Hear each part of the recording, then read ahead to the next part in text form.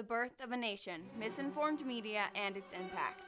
Breaking the tradition of poor quality and low-budget film, D.W. Griffith produced the $110,000 blockbuster, The Birth of a Nation, to critical appeal and African Americans' dismay. It brought up new ideas on censorship and unintentionally promoted the Ku Klux Klan, eventually acting as propaganda. The film solidified cinema into an art form, but provided a misguided view of history that would last for decades. David Wark Griffith was born on January 22, 1875. His father was a Confederate colonel who often told his son stories of what the Civil War is like and the good old days before the slaves were freed. His family was a family of farmers and were very poor. D.W. Griffith did not go to school long, as his family needed another source of income after his father died when he was only 10. He got a job at the bookstore in 1893 and started to gain an interest in plays and books. He then set off to become an actor in 1896 with dreams of becoming a playwright. After touring several years with a traveling stock company, Griffith settled down in New York but still toured from time to time. Griffith would later recall that he had been, quote, writing more or less all my life, and in 1901 he decided to try and put on a show. Griffith's first work was a short vaudeville play called In Washington's Time. It had moderate success and was revived 4 years later with Griffith in the cast, after which he seriously considered becoming a playwright. His next work, A Fool and a Girl, bombed. Many people walked out opening night and the critics hated it. Desperate for money, Griffith returned to the less respected film industry. In the early 1900s, films were shown in Nickelodeon. People paid a nickel to go and see about an hour's worth of film. Despite the low production quality of the films, the middle class loved them. Biograph and Edison were the two leading Nickelodeon companies. Griffith approached Biograph looking for work in 1907, offering to direct or act in their films. Biograph already had a main director, so they cast him in small parts in their films. He approached Edison with the same offer, and they gave him the leading role in Rescue from an Eagle's Nest. Biograph's main director got sick, and they took a risk and hired Griffith. Adventures of Dolly was Griffith's directorial debut, and it did much better than any other Biograph film. Noticing this, they hired him on as their main director. He would go on to make 482 films with them, 11 of which were Civil War epics over the next 4 years. He gathered a group of talented individuals over this time, including Lillian Gish, Henry Worthwell, Mae Marsh, and his cameraman Billy Blitzer. Griffith wanted to do something bigger with film, so when he was proposed the idea of making The Klansman by Thomas Dixon into a movie, he agreed. The Klansman was a novel that Griffith loved, considering his southern roots. It tells the tale of the Civil War, Reconstruction, and the, quote, Negro reign of terror that happens afterwards. It was adapted into a play under the same name, which was very controversial. Griffith was determined to adapt the novel, and so he asked everyone from Biograph if they would act in it. They all agreed, and shooting began July 4th, 1914. The Birth of a Nation by D.W. Griffith premiered in Los Angeles on Monday, February 18, 1912, to 2,500 audience members. Carl Brown was in the showing and recalled feeling, quote, tingling electric shocks throughout the film, and remembers women in the audience weeping at the sadder scenes. The audience was moved to cheers as the Klansman began to ride.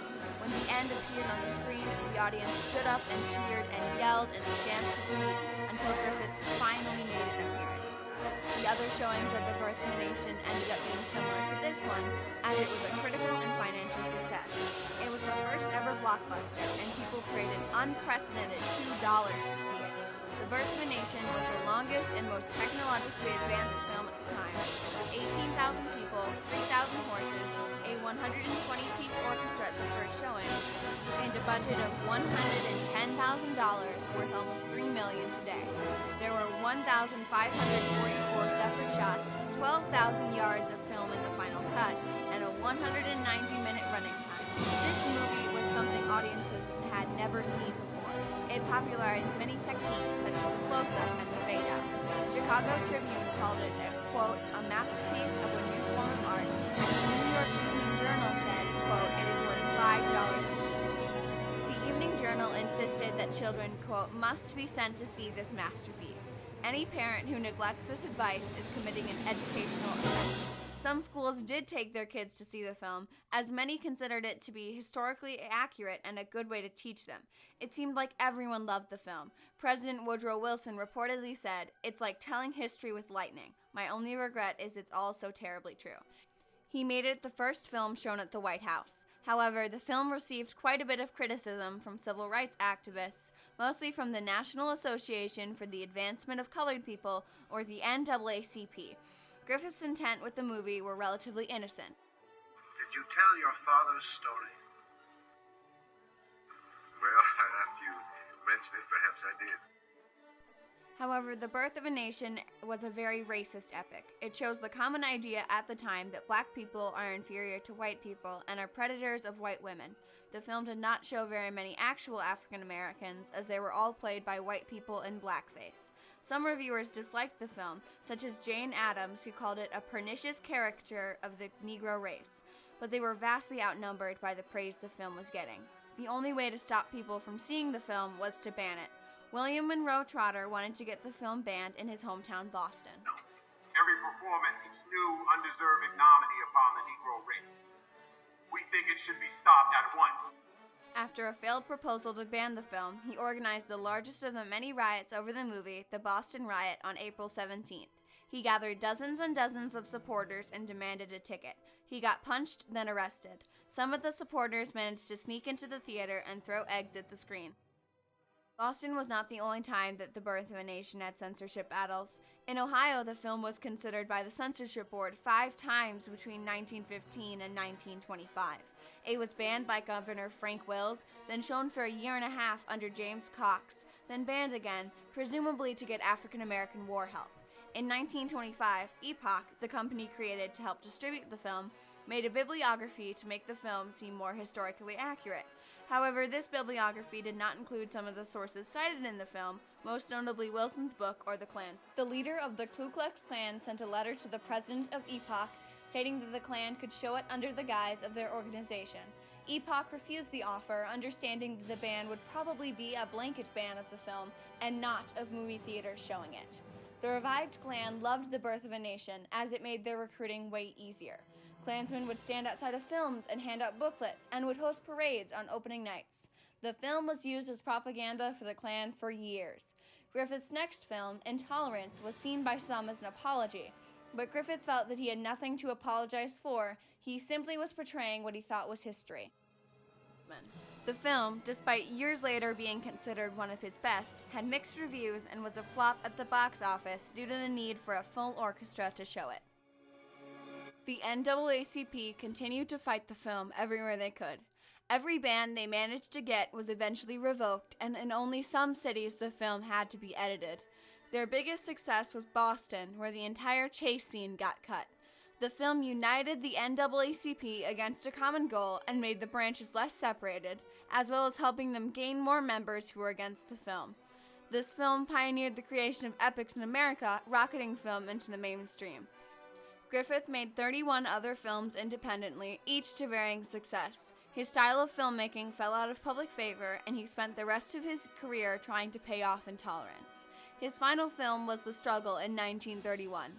He got an Academy Award for all the contributions he made towards film in 1936. He died in 1948 of a stroke.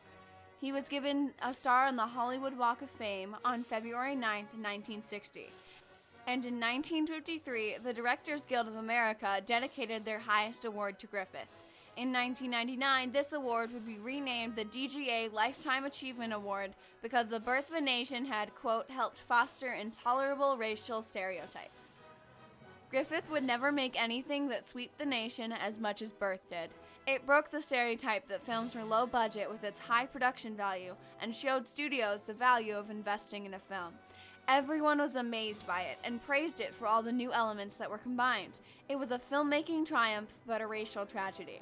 Because of all the misinformation there was at the time, people thought that it was historically accurate. Griffith did not mean to promote the Ku Klux Klan. He just wanted to tell his father's story. D.W. Griffith was a pioneer in early cinema, but he believed the lies that the world around him told him. His film brought up new ideas on free expression in art and if we should be able to censor films. The The Birth of a Nation gave a negative view of African Americans that would last for decades. We cannot choose to erase this simply because we do not agree with it. We should learn from the impact that this misinformation had and remember to not believe everything we see.